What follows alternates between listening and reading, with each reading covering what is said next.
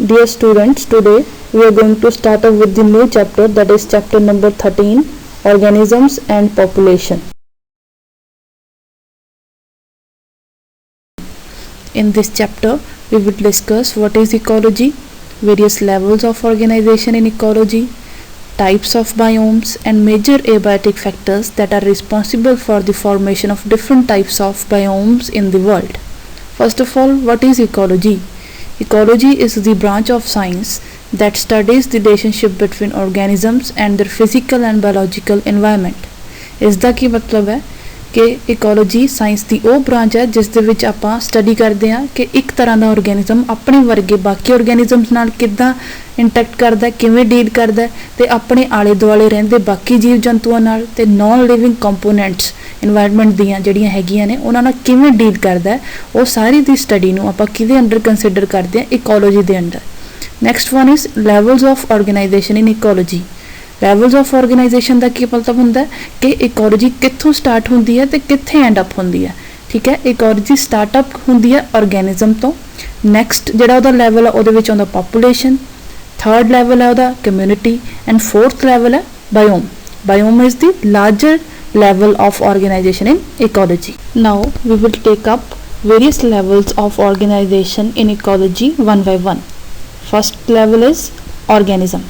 It is the basic level of organization and consists of an individual plant or animal which may be uni or multicellular and belongs to a particular species. मतलब organism ਦੇ ਵਿੱਚ organism ਕੀ ਹੁੰਦਾ?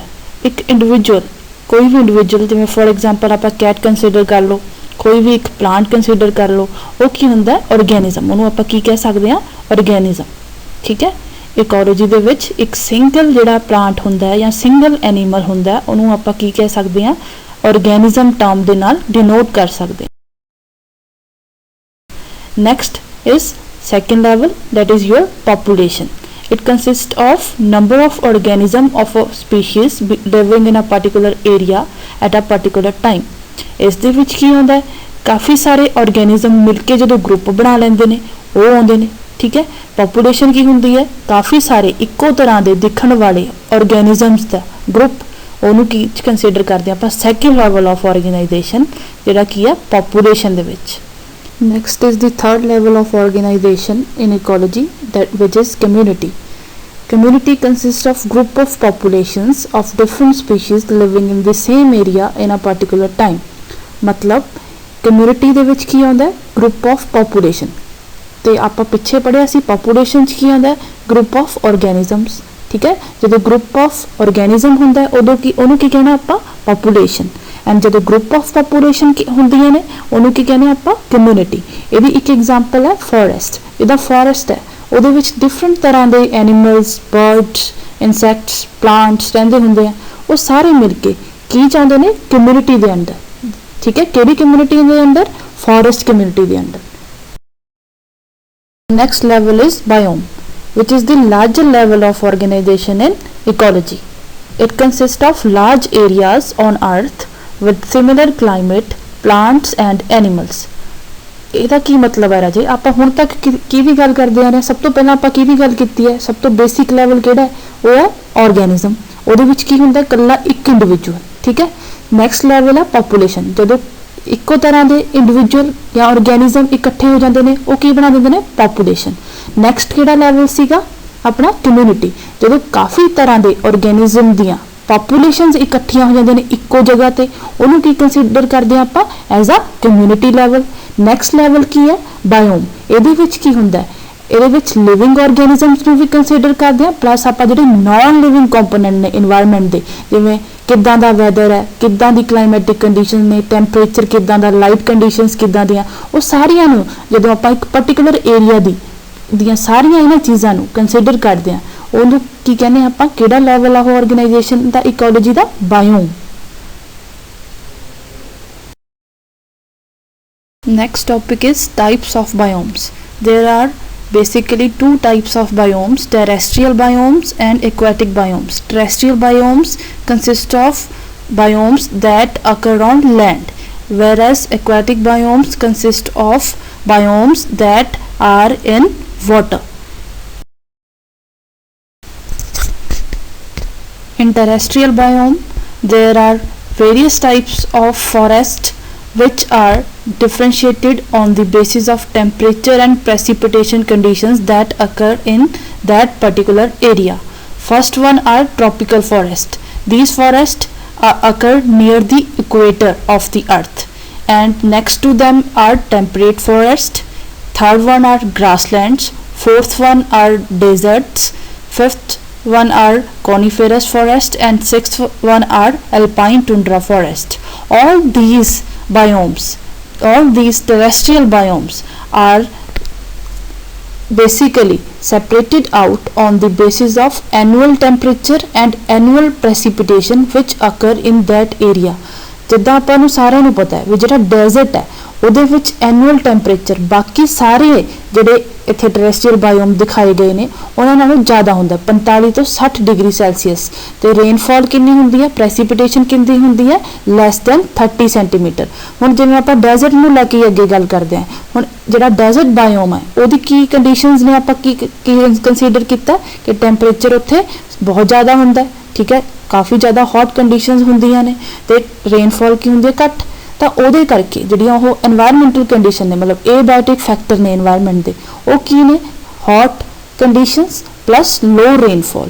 ਉਹਦੇ ਕਰਕੇ ਉੱਦਾਂ ਦੇ ਹੀ ਆਰਗੈਨਿਜ਼ਮ ਉੱਥੇ ਰਹਿਣਗੇ, ਉੱਦਾਂ ਦੇ ਹੀ ਪਲਾਂਟਸ ਹੋਣਗੇ ਜਿੱਦਾਂ ਦੇ ਉੱਥੇ ਉਸ ਕੰਡੀਸ਼ਨ 'ਚ ਸਰਵਾਈਵ ਕਰ ਸਕਦੇ ਨੇ। ਤਾਂ ਇੱਕ ਡਿਫਰੈਂਟ ਤਰ੍ਹਾਂ ਦਾ ਕੀ ਬਣ ਗਿਆ ਬਾਇਓਮ ਬਣ ਗਿਆ desert biome. Next is aquatic biome. Aquatic biomes are of two types: freshwater biomes and marine biomes. Freshwater biomes consist of water of ice caps, glaciers, ponds, lakes, rivers and groundwater, and this water consists of low salt content, whereas marine biome includes water bodies such as oceans and seas, and these water bodies have high salt content. Before moving towards the next topic, that is the major abiotic factors that are responsible for the formation of different types of biomes, we must know the various terms, that is environment, what are its various factors. First of all, what is environment?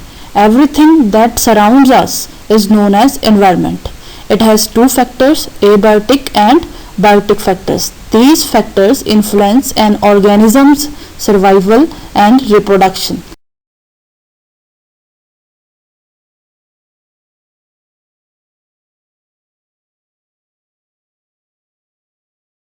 Now the major abiotic factors. What are abiotic factors? The non-living things that are included in the environment are known as abiotic factors. The most important abiotic factors that influence the organisms that are residing in a particular area are temperature, water, light and soil. Moving towards the first abiotic factor, that is temperature. It is the most important ecological factor that influences the survival of an organism in a particular area. The temperature decreases progressively from equator towards the poles and from plains to the mountain tops. ਇਹਦਾ ਕੀ ਮਤਲਬ ਹੈ ਬੱਚੇ ਕਿ ਜਿਹੜਾ temperature ਹੈ ਉਹ ਅਰਥ ਦੇ ਇਕੁਏਟਰ ਕੀ ਹੈ ਜਿਹੜੀ ਸੈਂਟਰਲ ਲਾਈਨ ਹੈ ਅਰਥ ਦੀ ਜਿਹੜੀ ਉਹਨੂੰ 2 ਪਾਰਟਸ 'ਚ ਡਿਵਾਈਡ ਕਰਦੀ ਹੈ ਨਾਰਥ ਐਂਡ ਸਾਊਥ ਜ਼ੋਨ, ਠੀਕ ਹੈ। ਇਕੁਏਟਰ ਸੈਂਟਰ ਦੇ ਵਿੱਚ ਹੁੰਦੀ ਹੈ, ਜਿੱਦਾਂ ਜਿੱਦਾਂ ਆਪਾਂ ਸੈਂਟਰ ਤੋਂ ਮਤਲਬ ਟੂਵਰਡਸ ਦੀ ਪੋਲ ਮਤਲਬ ਅਰਥ ਦੇ ਇੱਕ ਪਾਸੇ ਵੱਲ ਜਾਣਾ ਸ਼ੁਰੂ ਕਰਦੇ ਹਾਂ ਤਾਂ ਇਹ ਕਹਿ ਰਹੇ ਨੇ ਕਿ ਟੈਂਪਰੇਚਰ ਡਿਕਰੀਜ਼ ਹੋਣਾ ਸ਼ੁਰੂ ਹੋ ਜਾਂਦਾ ਹੈ। ਤੇ ਉਦਾਂ ਹੀ ਜਿਵੇਂ ਆਪਾਂ ਮੈਦਾਨੀ ਇਲਾਕੇ ਤੋਂ ਪਹਾੜੀ ਇਲਾਕੇ ਵੱਲ ਜਾਂਦੇ ਹਾਂ ਉਵੇਂ ਟੈਂਪਰੇਚਰ ਕੀ ਹੁੰਦਾ ਡਿਕਰੀਜ਼ ਹੋਣਾ ਸ਼ੁਰੂ ਹੋ ਜਾਂਦਾ, ਮਤਲਬ ਗਰਮ ਤੋਂ ਠੰਡੇ ਇਲਾਕੇ ਬਣਨੇ ਸ਼ੁਰੂ ਹੋ ਜਾਂਦੇ ਨੇ। ਜਿੱਦਾਂ ਗਰਮ ਇਲਾਕਾ ਹੋਊਗਾ ਉੱਥੇ ਅਲੱਗ ਤਰ੍ਹਾਂ ਦੀ ਵੈਜੀਟੇਸ਼ਨ ਹੋਊਗੀ, ਅਲੱਗ ਤਰ੍ਹਾਂ ਦੇ ਆਰਗੈਨਿਜ਼ਮ ਹੋਣਗੇ, ਤੇ ਜਿੰਨਾ ਉਹ ਠੰਡਾ ਇਲਾਕਾ ਹੋਊਗਾ ਉੱਥੇ ਅਲੱਗ ਤਰ੍ਹਾਂ ਦੀ ਵੈਜੀਟੇਸ਼ਨ ਹੋਊਗੀ ਤੇ ਅਲੱਗ ਤਰ੍ਹਾਂ ਦੇ ਆਰਗੈਨਿਜ਼ਮ ਸਰਵਾਈਵ ਕਰਨਗੇ।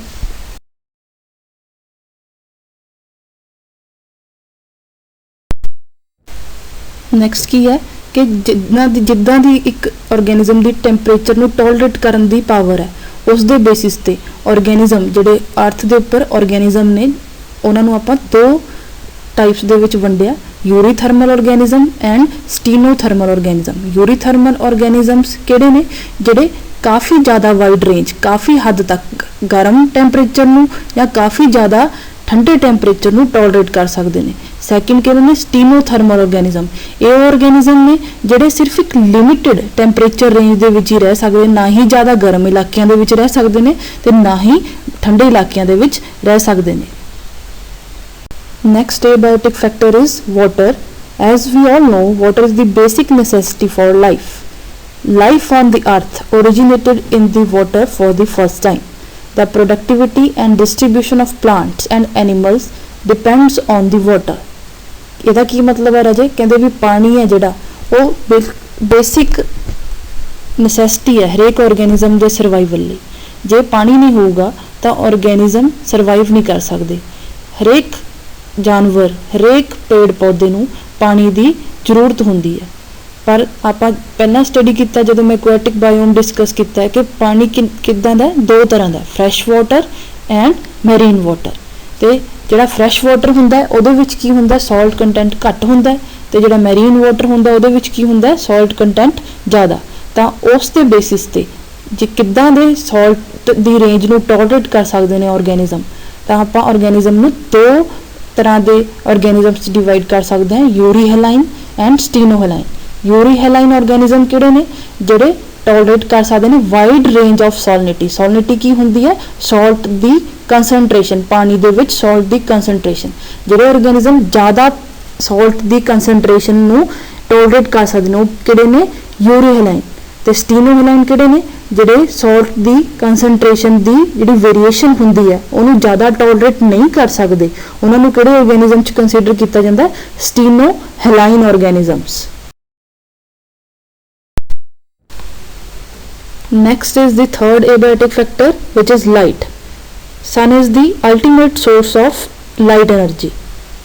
ਇਹਦਾ ਕੀ ਮਤਲਬ ਹੈ ਵੀ ਜਿਹੜੀ ਲਾਈਟ એનર્ਜੀ ਹੈ ਬੇਸਿਕਲੀ ਅਰਥ ਤੇ ਕਿਤੋਂ ਮਿਲਦੀ ਹੈ ਆਪਾਂ ਨੂੰ?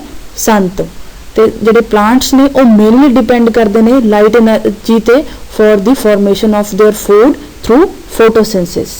And on the basis of light intensity ਵੀ ਕਿੰਨੀ ਜ਼ਿਆਦਾ ਲਾਈਟ ਨੂੰ ਸਹਾਰ ਸਕਦੇ ਨੇ ਪੌਦੇ, ਠੀਕ ਹੈ, ਉਹਦੀ ਬੇਸਿਸ ਤੇ ਆਪਾਂ ਜਿਹੜੇ ਪਲਾਂਟਸ ਨੇ ਉਹਨਾਂ ਨੂੰ ਆਪਾਂ ਦੋ ਕੈਟਾਗਰੀਜ਼ 'ਚ ਡਿਵਾਈਡ ਕਰਦੇ ਹਾਂ, ਸਕਾਇਓਫਾਈਟਸ ਐਂਡ ਹੈਲੀਓਫਾਈਟਸ। ਸਕਾਇਓਫਾਈਟਸ ਕਿਹੜੇ ਪਲਾਂਟਸ ਨੇ? these are those plants that survives or thrives best at low light intensity, and heliophytes are those plants that survives or thrives best in high light intensity. Last abiotic factor is soil. The soil is the fertile surface layer of earth capable of supporting plant growth. Soil consists of 5 components: mineral matter, organic matter, water, air and living organisms. On the basis of amount of mineral matter and organic matter, soils are of different types. ਕੀ ਮਤਲਬ ਹੈ ਕਿ ਜਿੰਨੇ % mineral matter ਹੋਊਗਾ ਤੇ ਕਿੰਨੇ % organic matter ਹੋਊਗਾ, ਉਸ ਦੇ ਬੇਸਿਸ ਤੇ ਆਪਾਂ soil ਨੂੰ different ਕੈਟੇਗਰੀਜ਼ ਦੇ ਵਿੱਚ ਡਿਵਾਈਡ ਕਰਦੇ ਹਾਂ, ਜਿੱਦਾਂ ਕਿ black soil, loamy soil, sandy soil. ਆਪਾਂ ਨੂੰ ਸਾਰਿਆਂ ਨੂੰ ਪਤਾ ਵੀ ਅਲੱਗ-ਅਲੱਗ ਤਰ੍ਹਾਂ ਦੀ ਸੋਇਲ ਤੇ ਅਲੱਗ-ਅਲੱਗ ਤਰ੍ਹਾਂ ਦੇ ਪੇੜ ਪੌਦੇ, ਅਲੱਗ-ਅਲੱਗ ਤਰ੍ਹਾਂ ਦੇ ਪਸ਼ੂ ਪੰਛੀ ਰਹਿੰਦੇ ਨੇ। ਤੇ ਆਪਣਾ ਜਿਹੜਾ ਡਿਫਰੈਂਟ ਬਾਇਓਮਸ ਨੇ ਉਹ ਇਸੇ ਕਰਕੇ ਬਣਦੇ ਨੇ ਕਿਉਂਕਿ ਡਿਫਰੈਂਟ ਟਾਈਪ ਦੇ ਆਰਗੈਨਿਜ਼ਮ ਦੀ ਡਿਫਰੈਂਟ ਟਾਈਪ ਦੇ ਸੋਇਲ ਦੀ ਪ੍ਰੈਫਰੈਂਸ ਹੁੰਦੀ ਹੈ।